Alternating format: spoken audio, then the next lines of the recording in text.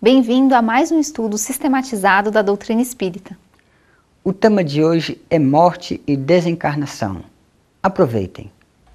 Olá! Hoje nós estaremos tratando sobre um assunto meio complicado para muitos, a morte.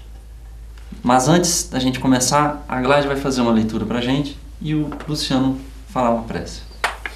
Entre o berço e o túmulo. Não atentando nós nas coisas que se veem, mas nas que se não veem, porque as que se veem são temporais e as que se não veem são eternas. Paulo, Coríntios. A flor que vemos passa breve, mas o perfume que nos escapa enriquece a economia do mundo. O monumento que nos deslumbra sofrerá insultos do tempo. Contudo, o ideal invisível que o inspirou brilha, eterno na alma do artista. A Acrópole de Atenas, admirada por milhões de olhos, vai desaparecendo pouco a pouco. Entretanto, a cultura grega que a produziu é imortal na glória terrestre. A cruz que o povo impôs ao Cristo era um instrumento de tortura visto por todos, mas o Espírito do Senhor, que ninguém vê, é um sol crescendo cada vez mais na passagem dos séculos. Não te apegues demasiado à carne transitória. Amanhã, a infância e a mocidade do corpo serão madureza e velhice da forma. A terra que hoje retens será no futuro inevitavelmente dividida. Adornos de que te orgulhas presentemente serão pó e cinza. O dinheiro que agora te serve passará depois a mãos diferentes das tuas. Usa aquilo que vês para entesourar o que ainda não podes ver. Entre o berço e o túmulo, o homem detém o usufruto da terra, com o fim de aperfeiçoar-se. Não te agarres, pois, à enganosa casca dos seres e das coisas, aprendendo e lutando, trabalhando e servindo, com humildade e paciência na construção do bem, acumularás na tua alma as riquezas da vida eterna.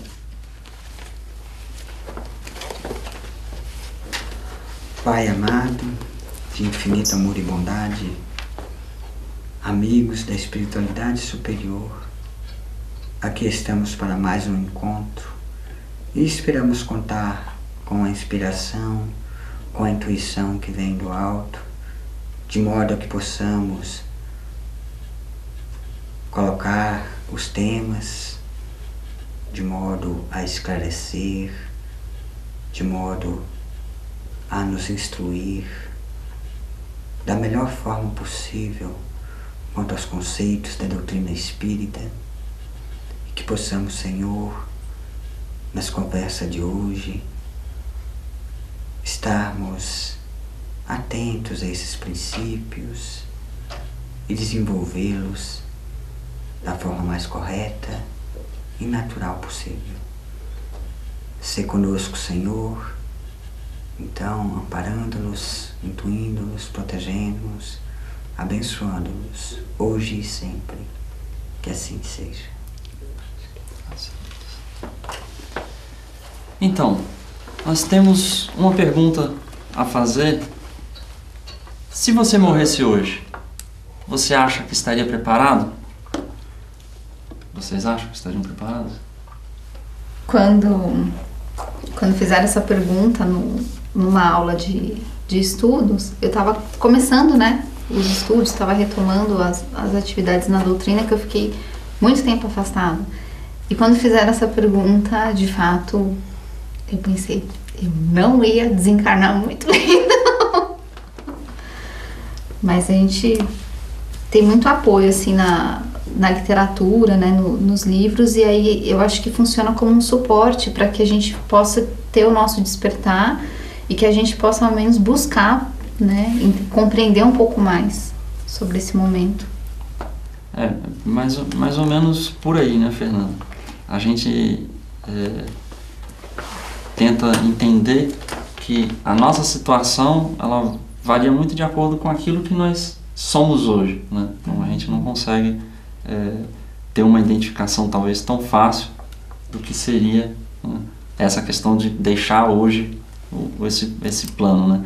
Mas qual que seria a diferença, né, no caso de morte e desencarnação? Alguém poderia explicar? A morte seria a morte do corpo físico, né? E da matéria mesmo. E a desencarnação seria a elevação do espírito no outro plano. A morte, no caso, ela pode acontecer antes da desencarnação? Sim. É possível? Geralmente acontece antes, né? Geralmente. Assim, a gente não pode colocar as coisas como a gente coloca, dá pra gente colocar como regra geral, mas não é uma coisa que se aplica a todos, né? Isso varia, né, a infinito, né? Mas assim, geralmente a morte acontece antes, um desenlace pode, né, aí varia, assim, varia bastante, né?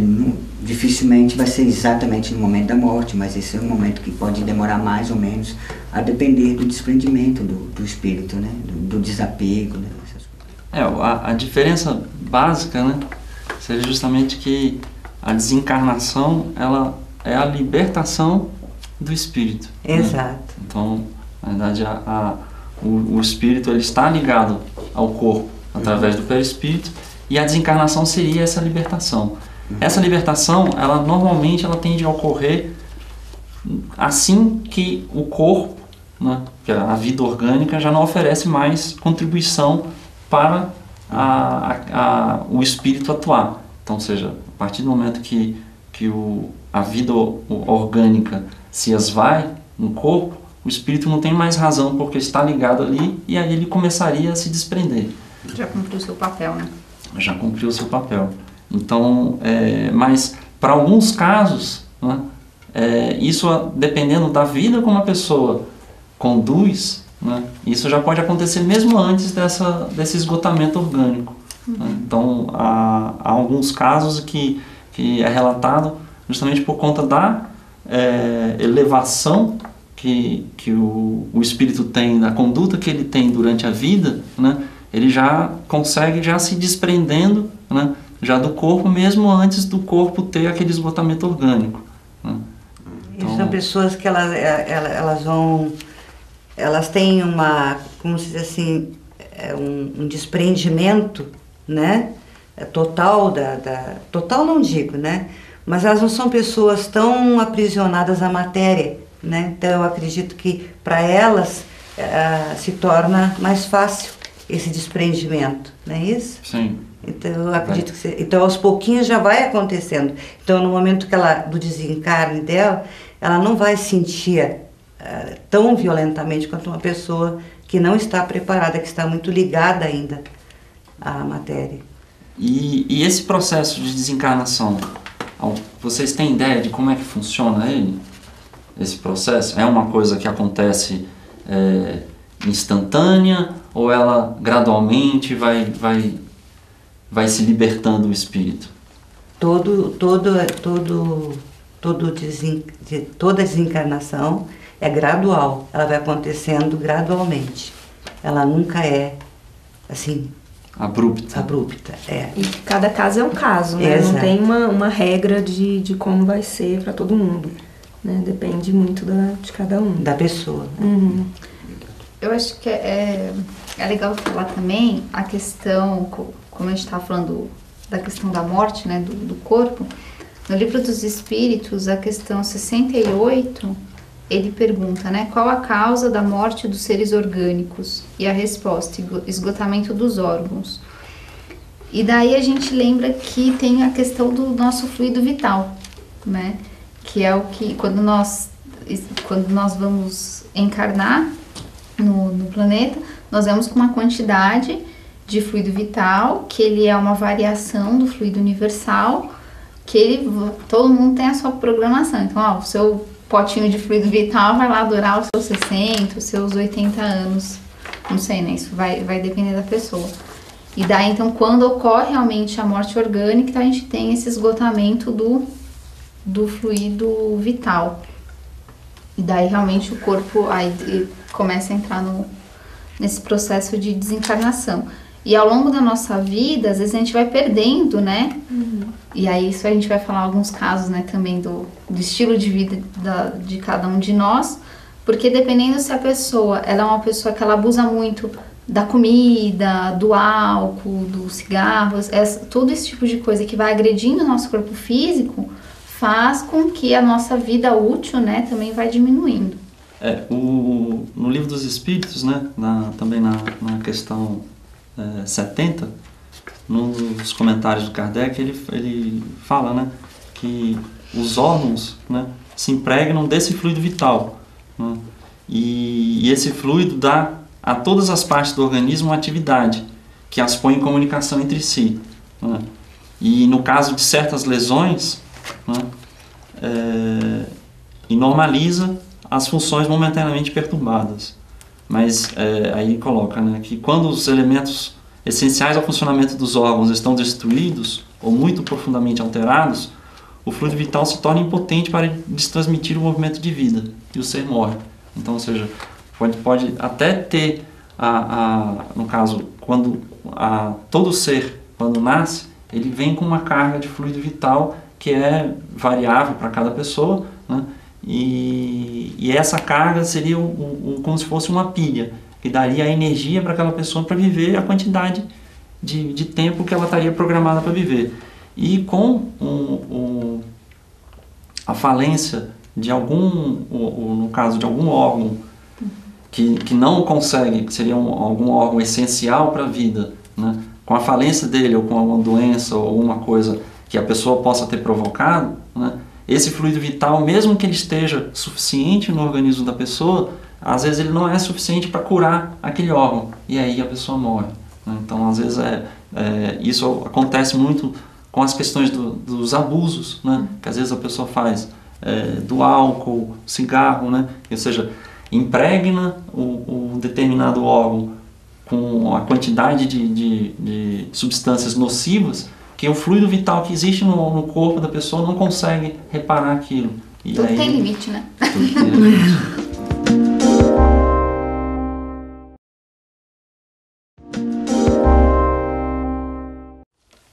No Livro dos Espíritos, na questão 70, né, Kardec pergunta, né, o que é feito da matéria e do princípio vital dos seres orgânicos quando estes morrem?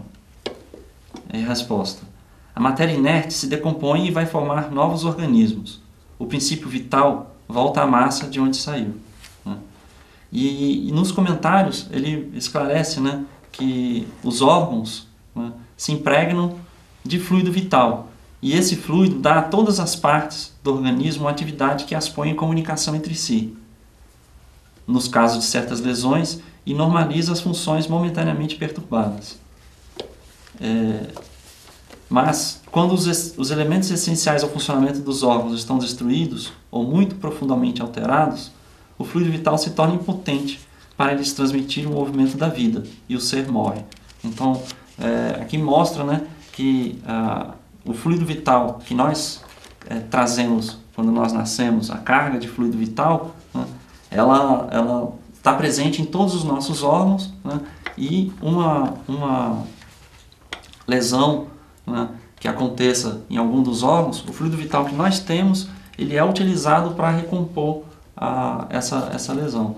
E aí, com a má utilização desse nosso veículo orgânico, né, isso faz com que esse fluido vital se esgote e às vezes não seja nem capaz de poder promover a cura daquele órgão. E aí o ser morre, né, o ser orgânico morre. Então, e aí, voltando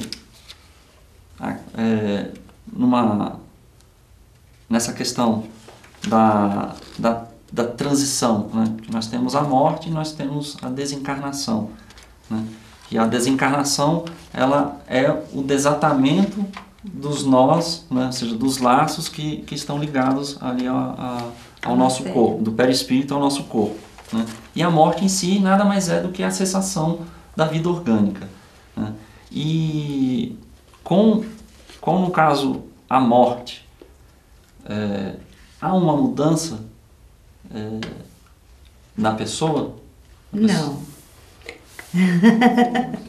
Não, se a pessoa é uma pessoa alegre, gentil, caridosa, né? O espírito permanece com essas qualidades. Se é uma pessoa rabugenta, brigona, né, cheia de problemas, o espírito também vai continuar com as mesmas qualidades. Tanto que, pelo que eu entendi, na vida espiritual continua o desenvolvimento, né? Quer dizer, o espírito também continua aprendendo e se desenvolvendo, né? Assim como quando estava ligado à matéria, só que no outro plano.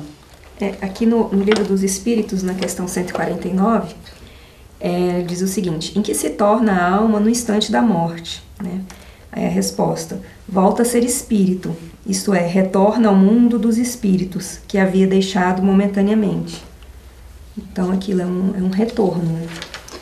No livro do Leon Denis, Depois da Morte, no capítulo A Hora Final, ele diz assim, ó: dizem-nos que as sensações que prendem e se seguem à morte são infinitamente variadas e dependentes, sobretudo, do caráter, dos méritos e da elevação moral do espírito que abandona a Terra. Então é sempre muito variado porque, como a gente discutiu, né, que a Gladys falou, depende da pessoa. E a separação é sempre lenta e o desprendimento da alma opera-se gradualmente. Então ninguém vai desatar os laços depois da morte orgânica num estalar de dedos, né? Então ele vai começar, né? Começa algumas vezes muito tempo antes da morte e só se completa quando ficam rotos os últimos laços fluídicos que unem o perispírito ao corpo. Mas assim, isso sempre é muito variado, né? Então assim, alguns processos de desencarnação, eles começam antes já da morte física, da morte orgânica, e alguns eles vão sendo realmente, eles só terminam depois da morte orgânica. E qual é a sensação que tem, a sensação do desprendimento do espírito, quando ele deixa a matéria e volta ao mundo espiritual? Qual é a sensação que ele tem?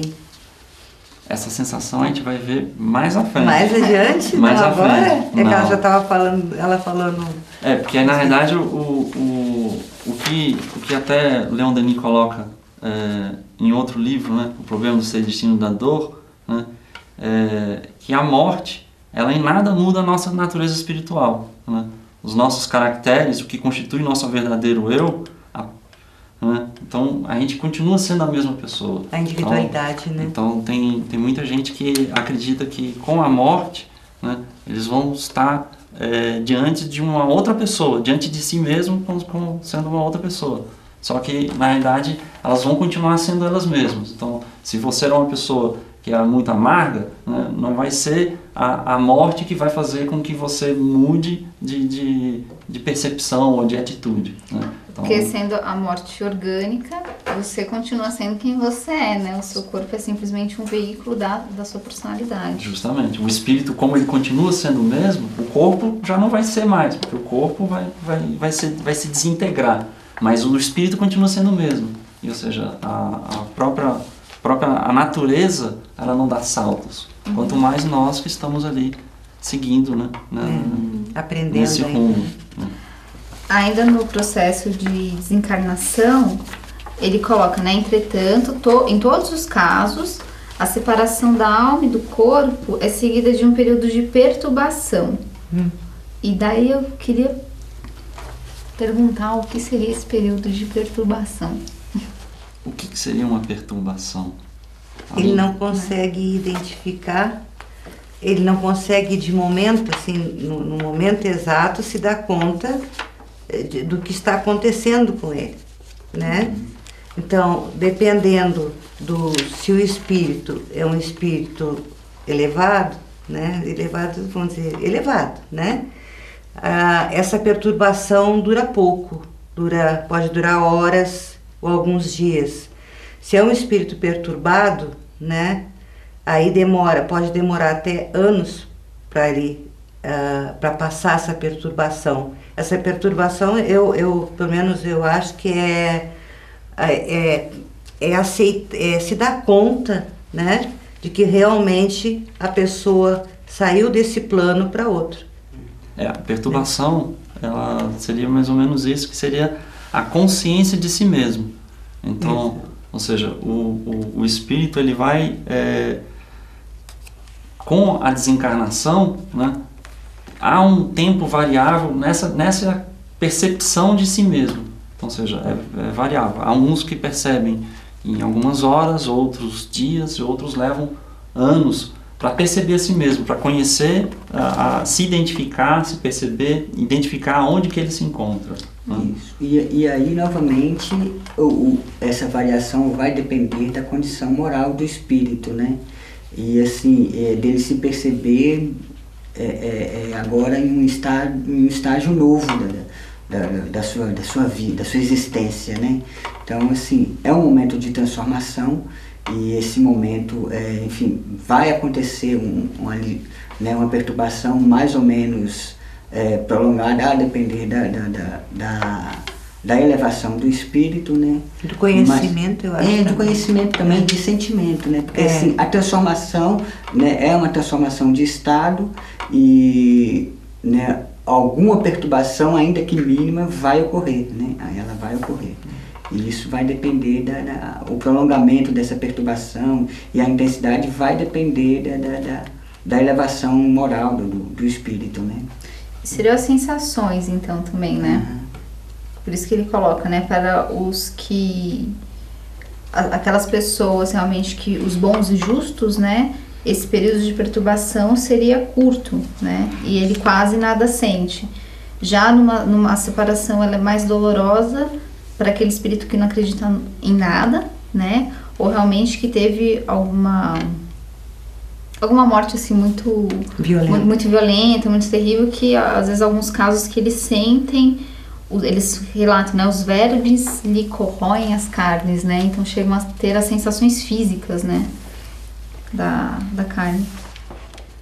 O Kardec coloca, né? Que na questão 164, falando justamente sobre a questão da perturbação e dessa duração, né? Se a separação da alma do corpo é do mesmo grau e a mesma duração em todos os espíritos. E aí, complementando o que o Luciano colocou, né? Que justamente depende da elevação de cada um, né? Aquele que já está purificado se reconhece quase imediatamente, né? Pois que se libertou da matéria antes que cessasse a vida do corpo. Enquanto que o homem carnal, aquele cuja consciência ainda não está pura, guarda por muito mais tempo a impressão da matéria, né? Então a gente conhece vários relatos, né, da literatura espírita falando justamente sobre esse tempo mais ou menos longo, né, que acontece com cada um de acordo com a vida que a pessoa teve, né, a vida com que a pessoa levou. Daí a importância, né, da gente tentar realmente ter uma vida mais correta possível. E tô lembrando dos versículos de Jesus em que ele fala cadê aqui? Não entesoureis para vós tesouros sobre a terra, onde a traça e a corrosão consomem, e onde os ladrões arrombam e roubam. Entesourais para vós tesouros no céu, onde nem a traça nem a corrosão consomem, e que os ladrões não arrombam nem roubam. Pois onde está o teu tesouro, ali estará também o teu coração. E depois ele termina de discorrer, eu peguei em Mateus. Mas aí isso vai influenciar, né, nesse momento de perturbação do espírito, né, realmente, onde nós colocamos o nosso coração. Aí a questão do nosso apego, né, o nosso apego às coisas materiais, o nosso apego na vida corpórea em si, né. Então, assim, as pessoas que têm realmente um puro desconhecimento, um medo da morte física e o desconhecido, né, o que no processo de desencarnação, o que será que eu vou encontrar ou não, então isso traz muito medo e as pessoas se apegam muito à vida. Isso entraria também nesse período de de perturbação do desenlace do espírito, né? Perfeitamente. E referente a isso também, né, a gente pode remeter uma pergunta que é sobre a questão do medo da morte, né? Ou seja, de onde vem o medo da morte?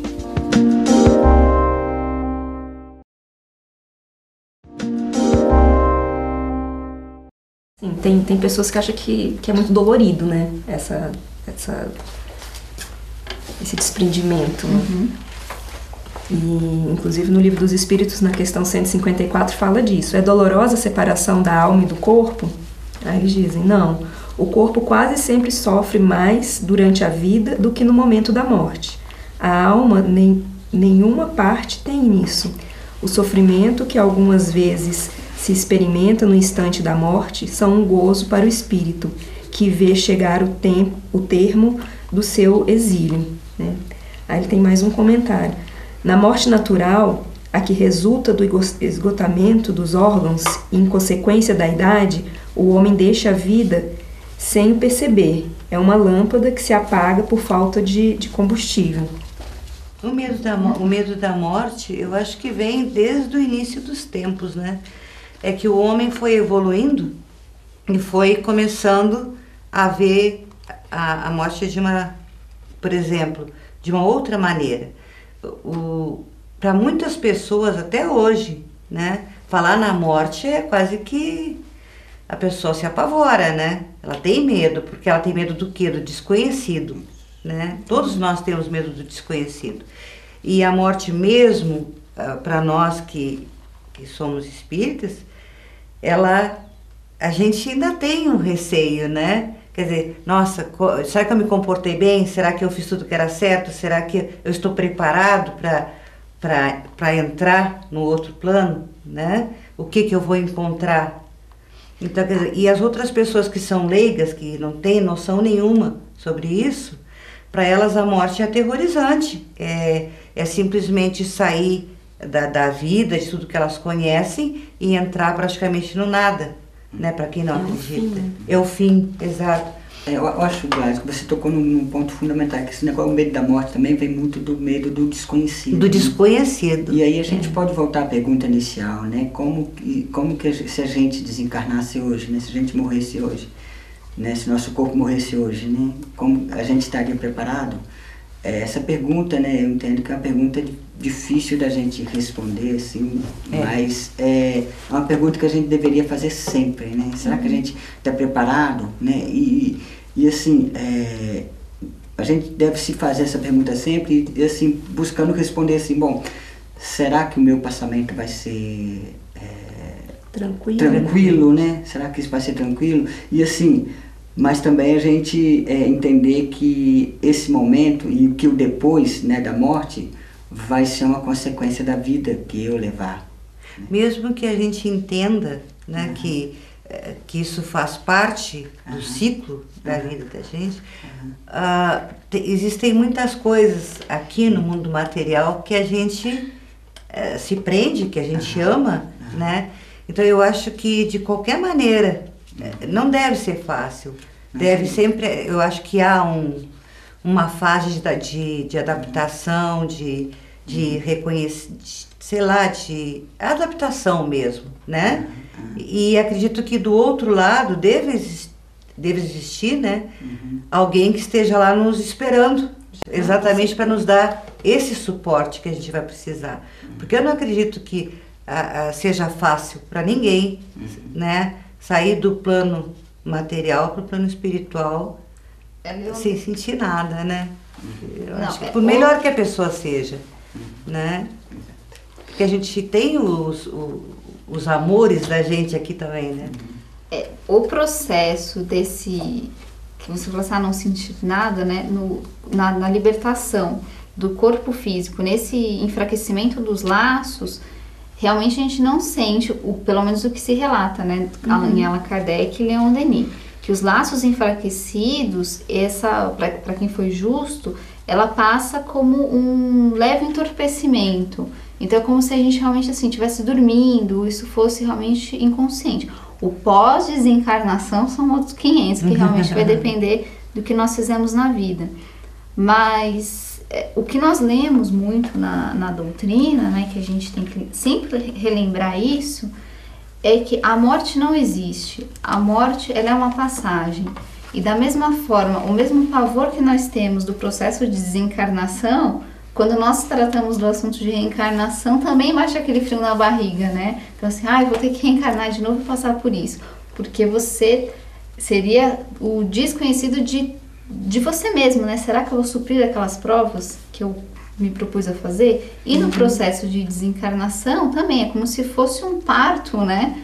Pro plano espiritual. Ao contrário. Exatamente, pro plano espiritual.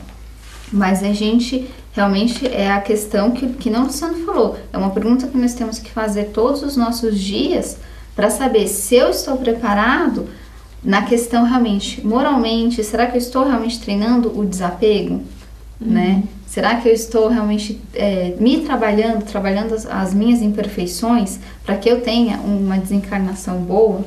Né? Então, realmente são perguntas, né, Lu, que a gente deve fazer sempre. Muito desse temor da morte, né? Isso a gente tem tem a noção disso por conta do que as religiões, né, sempre colocaram, né? De que se você é bom, você vai para um lugar, se você é ruim, você vai para outro lugar. Então, ou seja, você só tem duas opções.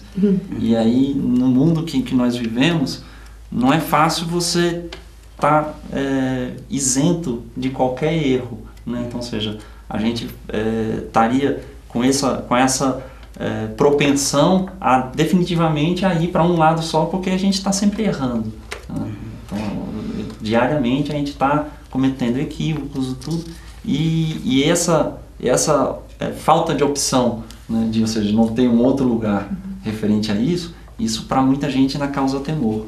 E um outro processo, né, que também gera muito esse medo é justamente na questão, para muitos não é nem a questão para onde vai, certo? Mas assim o processo, a transição que vai ter, né? Então, ou seja, será que vai ser dolorido? Será que eu vou sentir dor? Será que eu vou sofrer muito? Será que onde é que eu vou chegar, né, quando eu desencarnar? Então essa incerteza, né, da pessoa desconhecer se vai sentir dor ou onde que a pessoa vai chegar, né, isso é um dos grandes temores. E para os espíritas, né, então esse temor, ele no caso, aumenta muito, porque a gente conhece, né, pela literatura várias... Foi nada, justamente. Então a gente conhece pelas várias obras, né, no caso, aquilo que você faz nem sempre é suficiente para você almejar aquilo que você vai conquistar, né? Então não basta você só estar lá trabalhando, né? Existe uma série de outros fatores que vão fazer com que você conquiste, né, esse espaço, que seria um espaço de felicidade, né? Então, que existe a questão física e a questão moral, né? Ou seja, se você tem uma moral elevada, mas você não cuidou bem do seu corpo, certo? Você não vai ter um desenlace tão fácil assim. E a mesma coisa ao contrário. Você possa até ter cuidado bem do seu corpo, mas se você não tem uma elevação moral, isso também não vai facilitar o processo. Por isso que a reencarnação não deixa de ser uma outra oportunidade para a gente corrigir os erros que a gente comete, né? E aí entra a misericórdia divina também, né? E nos dá essa oportunidade de voltar e tentar corrigir e aprender mais do que corrigir os erros que se cometeu, né? Agora, por outro lado, assim, tem esse medo da morte, essa dúvida toda, mas todos os dias a gente experimenta um pouquinho, né, no sono, que há um desprendimento parcial do nosso espírito. Nós morremos todos os dias, né? Para algumas pessoas, né, é possível o pressentimento da morte. Como é que funciona isso? Vocês sabem? É possível alguém pressentir o momento da morte? Quando que a pessoa vai... Eu acho que isso vai muito de encontro com a preparação que a pessoa está fazendo, né, assim, ao longo da vida. Eu acho que não. Depende. Depende de pessoa para pessoa, né? Da crença dela, do estudo dela, da evolução que ela teve. É como aquele, eu não sei quem foi que comentou na outra aula, mas é a história da senhora que foi visitar todos os parentes, levou presentes, se despediu, beijou todo mundo, voltou para casa e morreu, porque ela sabia que ela ia morrer. Então, desencarnou. Ela sabia que ela ia desencarnar, então ela foi visitar e se despedir de todo mundo, inclusive ela viajou onde estavam os parentes, os netos, tudo, e voltou para casa para desencarnar.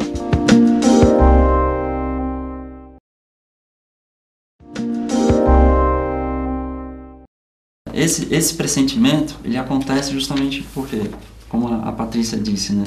Nós morremos todos os dias. Todos os dias nós, quando adormecemos, o nosso espírito se desprende da matéria. E aí ele vai estar em contato com os espíritos que são afins a ele, né? E aí nessa questão do contato, dependendo da possibilidade, no caso do grau evolutivo dessa pessoa, do entendimento dela, pode ser revelado a ela, né, pelo próprio mentor dela ou por alguma entidade, de que, para tanto tempo você vai estar desencarnando, certo? Porque é uma pessoa que ela vai aceitar aquilo naturalmente, porque se é uma pessoa desprendida da matéria, se é uma pessoa que ela já está mais ligada ao mundo espiritual do que ao mundo material, isso para ela não vai ser um choque, não vai ser um problema, não vai ser um entrave. Ela já vai se preparar. E aí ela pode receber essa comunicação, né? Isso até em sonho. E aí desperta, ela vai estar agindo, né, mas já pressentindo aquilo ali, porque ela já teve o conhecimento daquilo no plano espiritual. Você mencionou agora há pouco a questão, quando você deu o exemplo, de quando nós chegarmos do outro lado, né, no plano espiritual. Aí vai ter um julgamento, um juiz, né? E às vezes até causando esse tremor, ou a pessoa até que pressente, mas ainda não está preparada para isso, né? Então a gente começa a pensar nessa questão. A maioria das pessoas, né, talvez até por falta de esclarecimento, vamos colocar dessa forma, acha que o fato de você não fazer o mal já é suficiente para que você tenha ganho o céu. O Lu até comentou outro dia, né? Isso. Como que é aquele caso da pergunta? É um amigo, né, que a gente estava, enfim, em grupos de amigos e tal. E aí ele fazendo uma espécie de uma enquete, né? Perguntar, você acha que... Enfim, ele nem tinha conhecimento doutrinário, nem nada e tal. A pergunta, você acha que quando você morrer você vai para o céu? Aí a pessoa, eu acho que sim. Mas por quê? Porque eu acho que eu sou uma pessoa boa, né? Eu não mato, eu nunca matei ninguém, nunca roubei ninguém, nunca fiz isso, nunca fiz aquilo. Aí ele, mas você está falando aquilo que você não fez.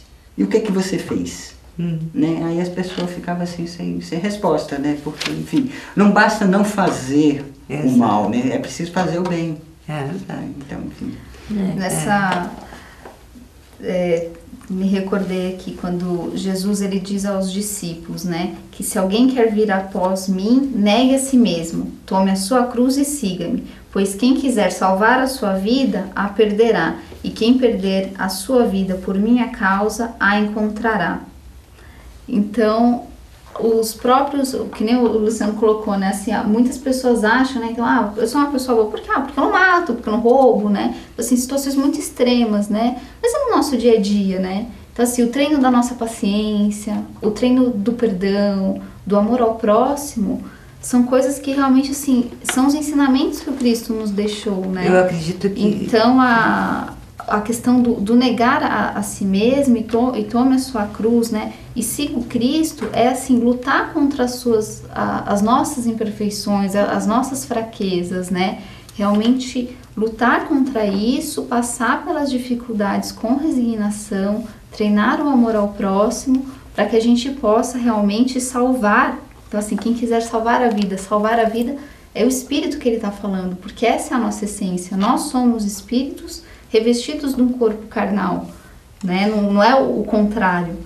né? Então acho que essa realmente vale a grande questão realmente para a gente refletir. Isso aí nos lembra a parábola dos talentos, né? Daquele servo que recebeu os talentos, né? E que ele, com medo, né, de desperdiçar aqueles talentos, ele enterrou. Então, ou seja, e aí depois o Senhor vem cobrar ele, mas cadê os talentos? O que você fez com os talentos? Não, eu enterrei porque eu tinha medo, né? Então, ou seja, ele, em vez de agir, de correr o risco de fazer alguma coisa com os talentos para duplicar a fortuna do seu Senhor, ele no medo, ele não fez nada. Então é justamente essa inação, né? Isso ela não condiz, né, com o que seria com o alcançar, né, uma boa conduta, né? Ou seja, você não está fazendo nada, não está fazendo nem bem nem mal. Né? Então, ou seja, isso aí você está estacionado, você não está progredindo. Às vezes você fazendo as coisas, né, você até pode fazer alguma coisa errada, algum mal, né? Mas você está aprendendo e você está fazendo também, né? Está ensinando aos outros também. Então, eu acho que o principal é tu fazer, não importa. Claro, não vai também sair, né, fazendo qualquer coisa. E até simbolicamente, esse despertar, né, que nós devemos ter durante a nossa existência. Eu me lembrei, todo domingo de manhã passa na televisão aqueles desenhos bíblicos. E eu assisto desde que eu era pequena, até hoje passa. E outro dia eu estava reparando no desenho que ele passa na história de Zaqueu. Zaqueu, ele está observando Jesus e a multidão ao redor, e é a passagem do cego, que ele grita, né? Um dos cegos, né? Porque foram vários. Então, que ele grita para Jesus, Jesus vai até ele pergunta, o que você quer? Aí ele diz, eu quero voltar a ver, né? E Jesus coloca as mãos e o cego volta a enxergar. E na imagem, né, porque quando a gente vê uma coisa, quando eu vi aquilo no desenho, eu falei assim, é até poético, é até filosófico aquilo, porque no momento de escuridão na nossa vida, a primeira coisa que o cego viu quando ele abriu os olhos foi Cristo. Então, no momento em que nós passamos por muitas dificuldades, muitas agonias, e nós passamos por essa renovação, por esse despertar, é quando nós, de fato, encontramos o Cristo. E isso é o que vai nos preparar para o nosso processo de desencarnação. Em várias existências. Que às vezes a gente passou, quantas delas nós passamos que nós não escutamos as lições, né? Sim. E é aquilo que a gente já falou em vários programas, né? O vigiai e orais. E no caso aí, concluindo, né, essa questão, pelo menos parte dela, né, é um assunto bem extenso, né? Leon Denis coloca, né, depois da morte, né, que o conhecimento do futuro espiritual, né, o estudo das leis que presidem a desencarnação são de grande importância como preparativos à morte. Podem suavizar os nossos últimos momentos e proporcionar-nos fácil desprendimento, permitindo mais depressa nos reconhecermos no mundo novo que se nos desvenda. Então, é aquilo que o Luciano colocou, né? Ou seja, a nossa atividade diária, o nosso pensar, refletir sobre o que aconteceria comigo, né? Agora, se eu estivesse morrendo, né? Se eu desencarnasse agora nesse instante, né? O que aconteceria comigo? Aonde eu estaria? Né? Então, ou seja, esse refletir diariamente, né, que é a questão importante para que nós possamos justamente buscar a nossa melhora, buscar a nossa compreensão, entender melhor a nossa finalidade na vida, né, para que a gente possa realmente alcançar o que seria uma boa morte, né, seja um bom processo desencarnatório e encontrar aqueles a quem nós temos, né, com mais facilidade, porque a gente vai encontrar as pessoas que nós temos no coração. Quando nós deixarmos essa vida, vamos. Mas a facilidade ou não vai depender justamente de como nós estamos caminhando. Isso. E a nossa consciência vai nos dar essa resposta, né? Já que uma vez, como o Fernando bem lembrou aqui, né? As leis de Deus estão gravadas na nossa consciência, então a nossa consciência ela vai responder se a gente está preparado, né? Então a gente, se fazer essa pergunta, né, com serenidade, a nossa consciência vai nos responder o caminho que a gente deve seguir, né? o que a gente deve fazer, né? Esse momento é um momento de autoconhecimento, né? Você se perguntar, né? O que eu estou fazendo da minha vida, né? E, enfim, a consciência vai respondendo, né? À medida que a gente vai se fazendo essa pergunta, né? A consciência vai respondendo para a gente e apontando os caminhos, né? Bom, e aí nós encerramos parte desse assunto, né? Que é um assunto muito vasto, mas aproveitamos e lançamos de novo a mesma pergunta, né? Que nós fizemos no começo. Se você morresse hoje, você acha que estaria preparado? Com a prece final, nós vamos ter a Patrícia para fazer com a gente. Obrigado. Amado Mestre Jesus, obrigado pela oportunidade de estarmos juntos novamente, estudando mais um assunto tão grandioso e de tanta certeza em nossas vidas, que há tempo de nascer e há tempo de morrer. Nos ilumina, Senhor, para os próximos programas. Que assim seja. Chegamos ao final de mais um encontro. Esperamos que vocês tenham gostado. Até o próximo encontro.